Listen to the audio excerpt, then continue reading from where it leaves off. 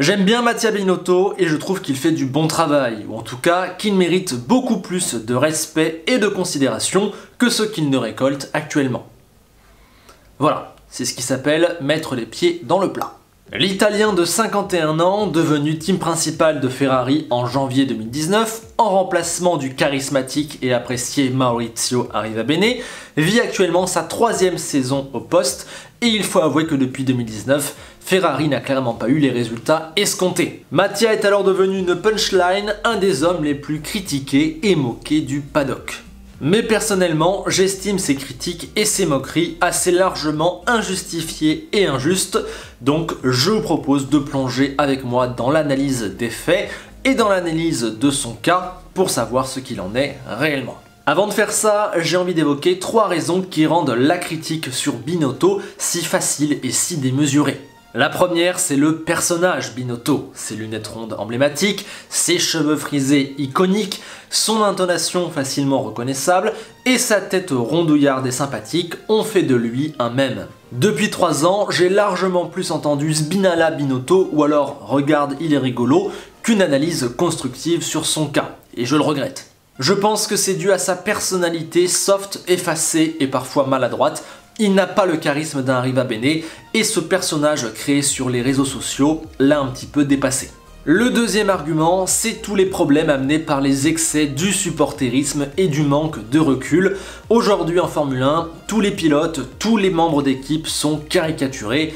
Toto, c'est le stratège, Horner, c'est le filou parfois un petit peu tricheur et râleur, et Binotto, c'est le nul, le mauvais. Voilà. Tout ça n'aide pas à se faire un avis plus profond et plus juste sur les personnes, et en partie sur Binotto. La troisième raison, c'est la folie Ferrari, où rien n'est comme ailleurs. Tout est plus regardé, tout est plus dingue, tout est plus durement critiqué et jugé, tous les avis sont extrémisés. Un double abandon chez Ferrari, c'est la honte absolue pour le manager. Un double abandon chez AlphaTauri, bon, tout le monde l'a oublié dès le lundi midi.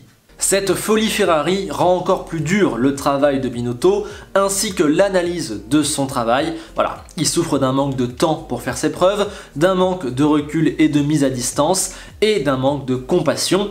D'un côté, c'est mérité car effectivement, être le manager de Ferrari, c'est pas pareil que d'être le manager d'AlphaTauri, mais bon, faut savoir aussi s'en détacher un petit peu et savoir juger les faits bruts. Les 3 arguments que je viens d'évoquer sont pour moi des boulets qui traînent injustement à la cheville de Binotto dès le départ de l'analyse. Maintenant, entrons dans l'action et voyons ce qu'il a fait depuis qu'il est à la tête de la Scuderia.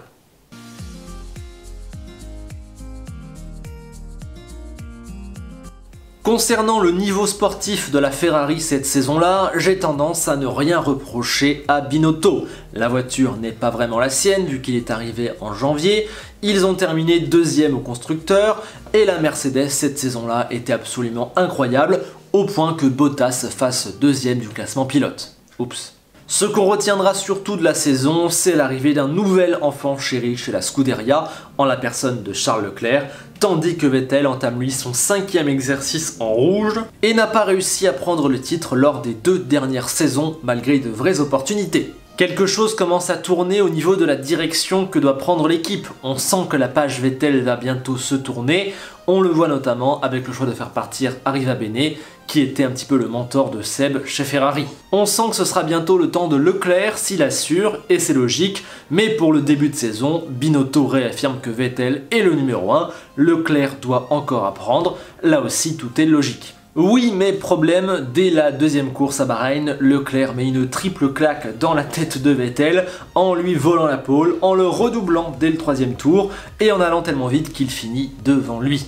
Le combat reprend et s'intensifie à partir du Castellet où Leclerc revient en forme et sur la 2e partie de saison, il gagne à Spa et à Monza, signe 4 pôles consécutives, séduit tout le monde pendant que Vettel s'écroule, notamment avec sa symbolique double erreur sur les terres de Ferrari pendant que tous les tifosi hurlaient à la gloire de Charles.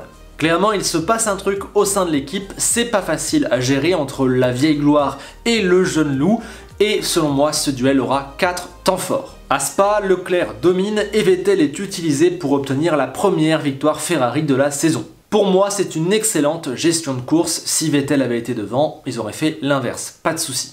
À Singapour, Leclerc a signé la pole mais se voit enlever la victoire suite à la décision de faire rentrer Vettel en premier au stand. Du point de vue de Leclerc, évidemment, c'est très dur et je peux totalement comprendre qu'il l'ait eu mauvaise sur le coup, mais du point de vue de l'équipe, c'est une masterclass totale.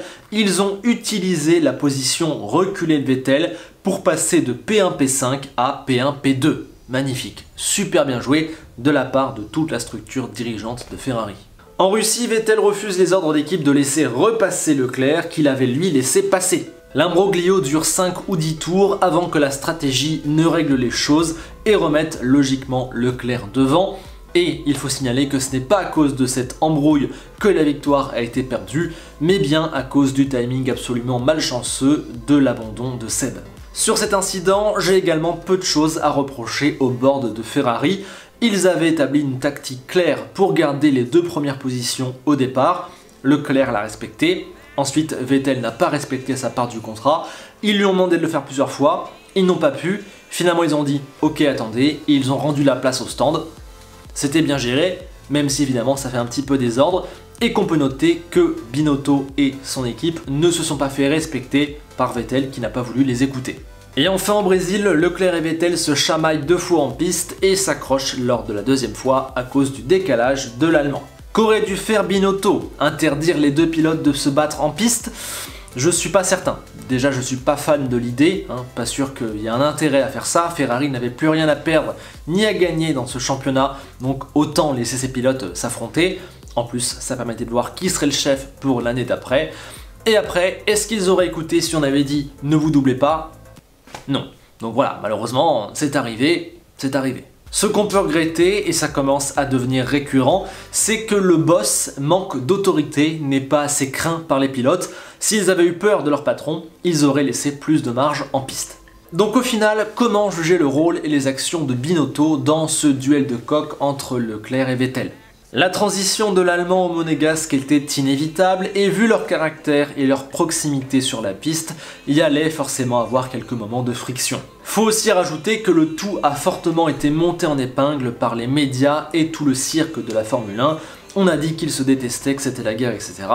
C'est pas vrai, faut dégonfler un petit peu la chose. Ce qu'on peut reprocher à Binotto, c'est un manque de clarté sur la ligne directrice et un manque d'autorité naturelle qui aurait plus freiné les pilotes, mais j'ai simplement tendance à penser que la transition entre les deux est arrivée trop vite pour Ferrari et pour Vettel, qui avait prévu un temps d'adaptation de Leclerc plus long. Ce n'est qu'à Interlagos, je pense que tout le monde, notamment chez Ferrari et donc Binotto, a réalisé qu'il fallait effectuer la transition maintenant, ça ne pouvait plus durer. Vous me donnerez votre avis, mais je pense que le phénomène était assez inévitable et qu'il n'y a pas eu des choses gravissimes non plus. On parle de 3-4 moments chauds entre 2 pilotes qui se disputent la place de numéro 1 d'un top team. Est-ce que ça se serait passé autrement dans une autre écurie? Je trouve que c'est un petit peu facile de l'affirmer avec certitude. On peut reprocher certains détails à Binotto, mais quand on dit que ça a été la catastrophe, etc., ça ne me semble pas vrai.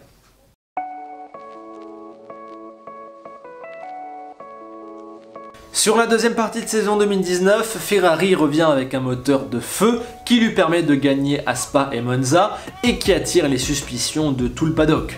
Au final, la FIA mènera une enquête qui débouchera sur le fameux accord secret qui plombera Ferrari directement début 2020.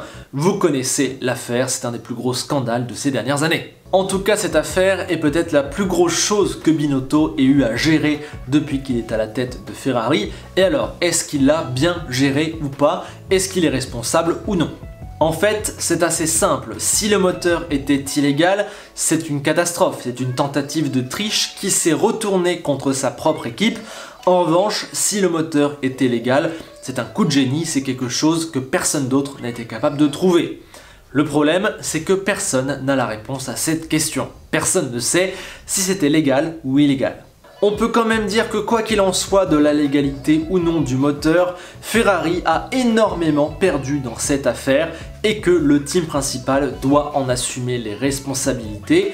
Et même en amont, Soit il n'aurait pas dû valider cette innovation qui était trop incertaine et trop floue dans le règlement, il aurait dû se rendre compte que ça allait pouvoir se retourner contre l'équipe, soit il aurait dû amener la preuve certaine que c'était légal et mieux défendre son équipe devant la FIA, parce qu'au final cette espèce d'entre-deux où personne ne sait si c'est bien ou pas bien, mais que Ferrari y perd quand même, c'est pas acceptable pour un team principal. Un vrai boss aurait été sûr de son fait et soit aurait annulé l'innovation, soit l'aurait montré légal à tout le monde. Imaginez Toto ou Horner à la place de Binotto dans ce cas, ils auraient été capables des plus grands coups tactiques et politiques de toute l'histoire de la F1. C'est ça qu'on peut reprocher à Binotto, pas d'avoir triché ou non, ça personne n'en sait rien, mais c'est d'avoir manqué de persuasion, de clarté et d'autorité. Il a été beaucoup trop discret et effacé dans cette affaire, ce qui l'a, aux yeux de beaucoup, rendu coupable. Et puis mine de rien, cette affaire a lourdement plombé Ferrari, et en tant que team principal, je viens de l'expliquer, il doit en assumer les conséquences et la responsabilité.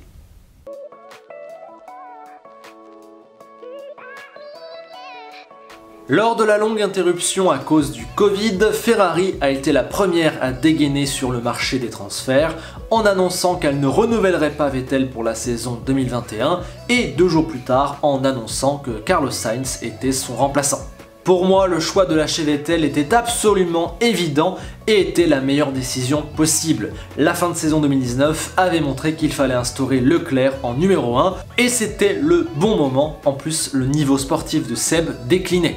On peut aussi dire que son temps était passé, après 6 saisons dans l'écurie et des gros ratés, plusieurs pages tournées, peut-être qu'il était temps d'y mettre un terme, en tout cas c'est ce que j'ai tendance à penser.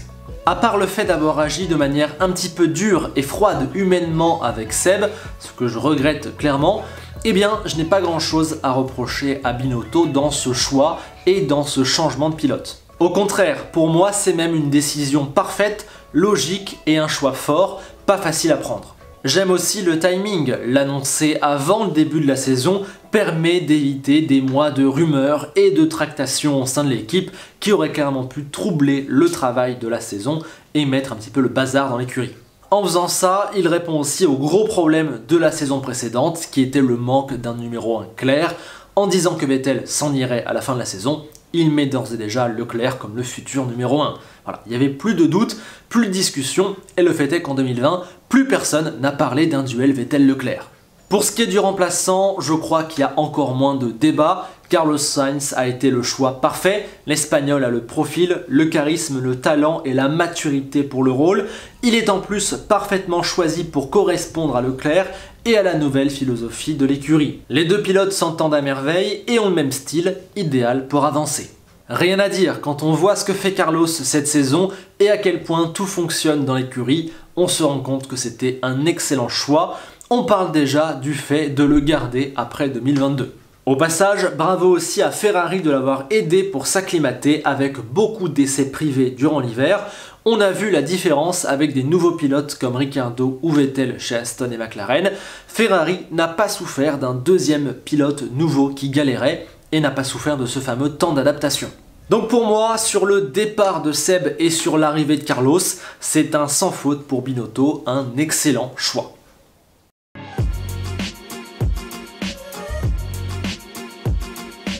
En 2020, Ferrari se tape la honte absolue car son moteur a été totalement plombé des suites de l'affaire de l'accord secret. Très vite, on se rend compte qu'il n'y a absolument rien à faire, le niveau de la voiture est pourri, elle n'avance pas en ligne droite, les moteurs sont gelés, on part sur une catastrophe. Commence alors une période complexe où il faut faire le dos rond, assumer la réalité en face et travailler sur le moyen long terme. Et je trouve que Binotto l'a plutôt bien fait, restant très calme, ne refusant aucune question ou critique des médias, ne s'énervant jamais, faisant face, optant pour la discrétion et la responsabilité. Il a endossé la catastrophe sur ses épaules, a assumé et a travaillé pour remettre l'écurie dans le droit chemin. Et le fait est qu'en 2021, ça marche. Le travail de l'ombre effectué sur le moteur a porté ses fruits avec un retard quasiment rattrapé en une année et le travail sur le reste de la voiture a également fonctionné, preuve en soit les pôles de Monaco et Bakou, symbolique du niveau aérodynamique de la monoplace. La catastrophe n'aura duré qu'une saison, ce n'était clairement pas gagné. Ferrari ne joue pas encore les titres, ce n'est pas encore assez, mais ils sont déjà revenus au niveau de McLaren, qui est un des meilleurs projets de la grille, et le tout dans une ambiance d'équipe parfaite que je trouve extrêmement prometteuse pour l'avenir. D'ailleurs, la gestion de la saison 2021 chez Ferrari me paraît vraiment excellente. Il y a eu 2 pôles, il y a eu 4 podiums, il y aurait pu avoir 1 ou 2 victoires, et on n'est pas loin de la maximisation à 100%.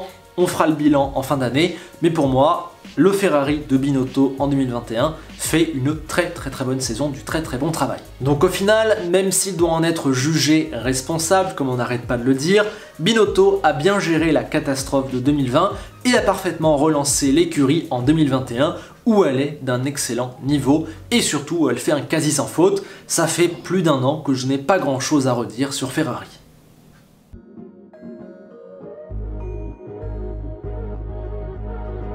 Au final, quelle est la conclusion à tout cela? Mattia Binotto est-il le bon team principal pour Ferrari?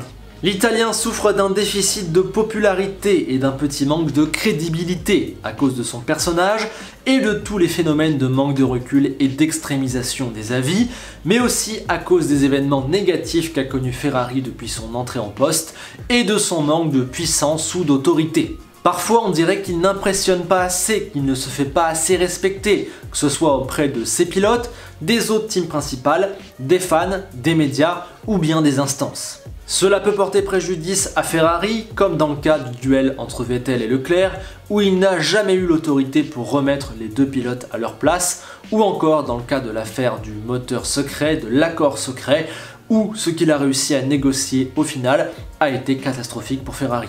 D'ailleurs, les quelques commentaires assassins de Toto sur sa personne l'ont clairement abîmé aux yeux de tous et entaché sa crédibilité.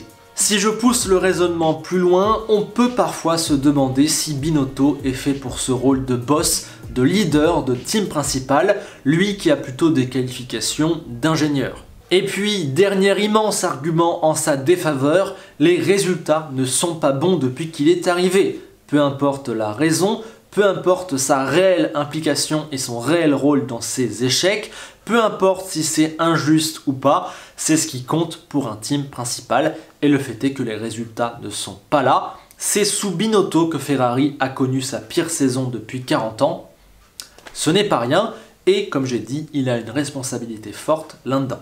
Malgré tout, on vient de faire le tour de ses agissements et on peut mettre plusieurs bonnes choses à son crédit. D'abord, le fait d'avoir remplacé Vettel par Sainz, ensuite une bonne gestion, en tout cas médiatique et interne, de la catastrophe en 2020 et un superbe renouveau en 2021.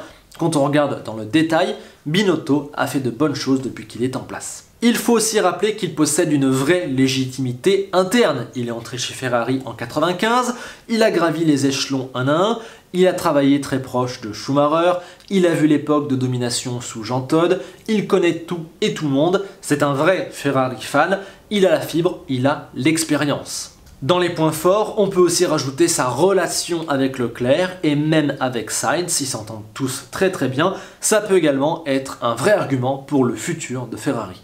Enfin, et c'est peut-être ce qui me plaît le plus dans le CV de Binotto, c'est que sous sa direction, Ferrari a changé. Ça s'écroulait un peu, c'était un petit peu le bazar sur la fin avec Arriva Bene.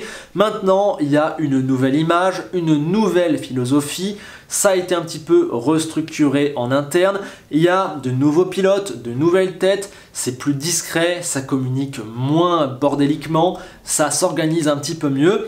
J'ai l'impression que sous Binotto, Ferrari a changé et a changé vers le meilleur.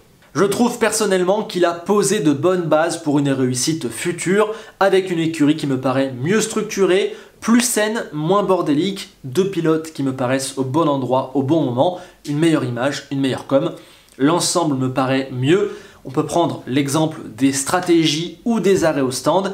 Les préjugés ont la peau tenace, mais Ferrari n'est absolument plus catastrophique dans ces 2 domaines. Donc au final, le bilan global et la réalité des faits me paraît plus nuancé et un petit peu plus positive que ce qu'on entend tout le temps et partout sur Ferrari et Binotto. Voilà.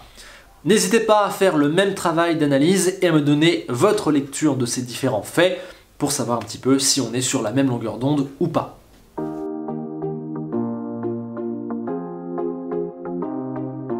Maintenant, j'ai envie de dire que peu importe la manière dont on juge le travail de Binotto jusqu'ici, 2022 fera office de juge de paix, il y joue sa carrière. Si la transition est foirée, il sera viré et son bilan sera évidemment négatif. En revanche, si ça prend, je m'attends à un sacré nombre de retournements de veste sur son cas. Bizarrement, toutes les bonnes choses qu'il a fait depuis 2 ans et que personne ne relève vont tout d'un coup être valorisées. Binotto est face à un défi de malade, faire gagner Ferrari à nouveau, une chose qui n'a pas été faite depuis 2007. On lui demande de faire ce que les duos Domenicali, Alonso et Arrivabene Vettel n'ont pas réussi à faire. Pour ce faire, il possède un excellent duo de pilotes et une écurie mythique qu'il a commencé à restructurer depuis 3 ans. À lui maintenant de nous montrer ce qu'il a dans le ventre et s'il peut être le team principal que Ferrari et que tous les tifosi attendent désespérément. Bien, maintenant c'est à vous de me dire si vous partagez mon analyse. Je trouve clairement que le bilan et le travail de Binotto est bien plus positif que ce qu'on en lit partout et j'ai voulu l'exprimer à travers l'analyse de plein de points. N'hésitez pas à me donner vos avis sur Binotto, sur mon analyse et à me dire si vous croyez en l'avenir de Ferrari ou pas. Quant à moi, je vous remercie pour votre écoute, je vous encourage à mettre un petit pouce en l'air, à vous abonner, à activer la cloche et je vous dis à très vite. Quant à Enzo Ferrari, il n'a pas souhaité s'exprimer aujourd'hui de peur de porter la poisse pour 2022. A bientôt.